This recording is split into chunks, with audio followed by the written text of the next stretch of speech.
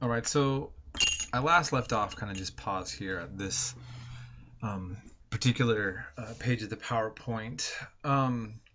So again, um, I just want to make clear that once we leave this chapter, we'll be getting into much more concrete places. In other words, this is already a lot of information thrown your way, and I'll keep saying this, but I don't want you to get overwhelmed in your confusion right now. If this first chapter for you is, if you find it very interesting and fascinating and you want to go into it more, then that's awesome. I like that to be the way you feel about everything. But, if you really are just starting to learn about all this stuff and you get to this chapter, it is overwhelming, and that's why I don't, the way you'll notice the way that I do my grading.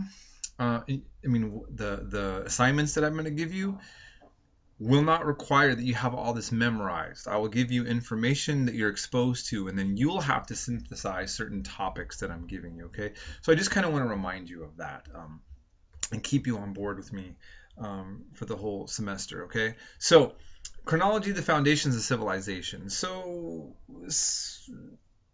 there's this, look at the time frame that we're talking about.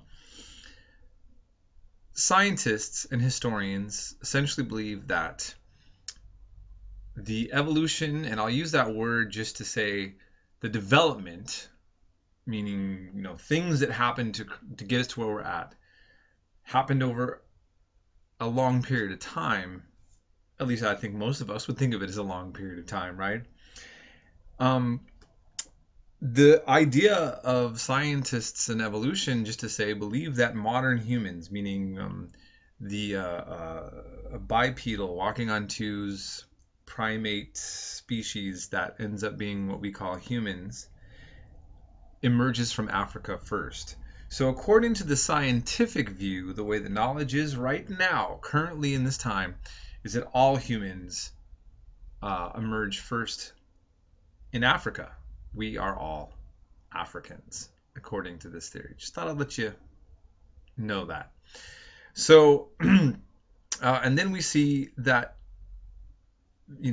domestication of food and food production really happens in the Middle East. Okay, Southwest Asia is also another term for Middle East, by the way. So, just throwing that out your way. And here's again a map to kind of just show some things. Now, here we're talking about megalith builders and Neolithic culture. I'm just going to say something really brief on that as well. Let's take a look at this picture here.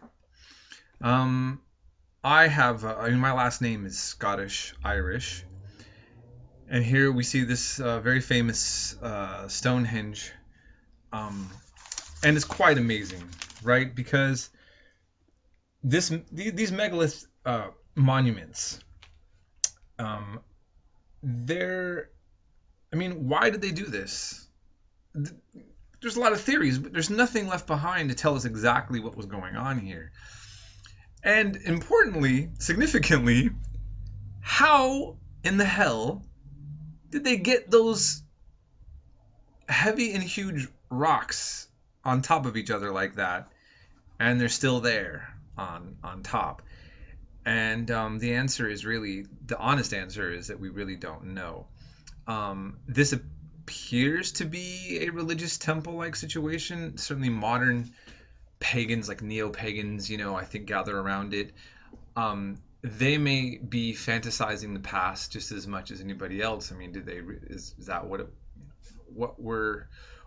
why were these put together? We don't know.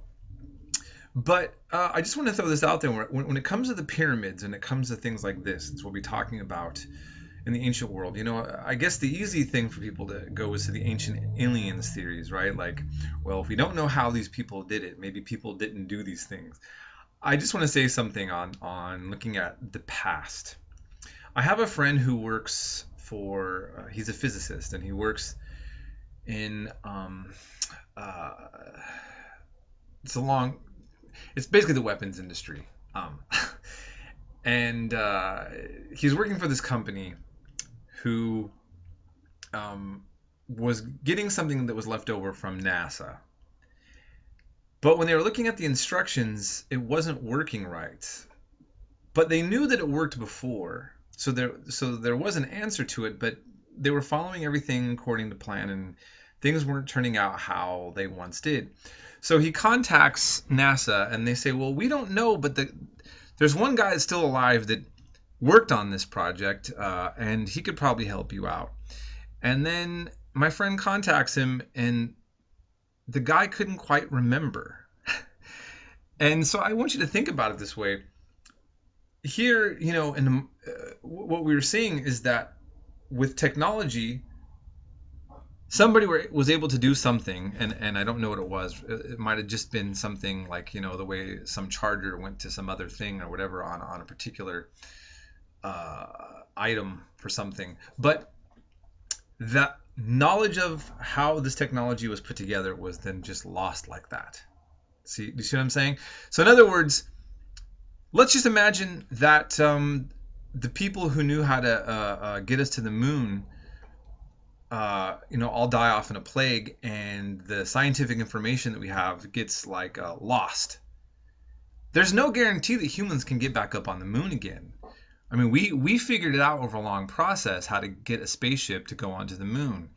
But that knowledge isn't set in stone, if I want to use that phrase properly, right? So it's possible that somewhere deep in the future, if we have some kind of technological meltdowns and society kind of falls apart, that we could lose the ability to be able to fly into space and never again come up with that, right? So, I mean, I just want you to kind of think about that and absorb that for a moment, okay? I think that's a significant way to look at things like this in the past. So this was something that we saw, from ancient Europe that we don't have really good explanations for, in my opinion.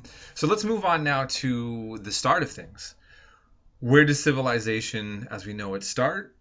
It starts in Mesopotamia. Mesopotamia means a land of two rivers.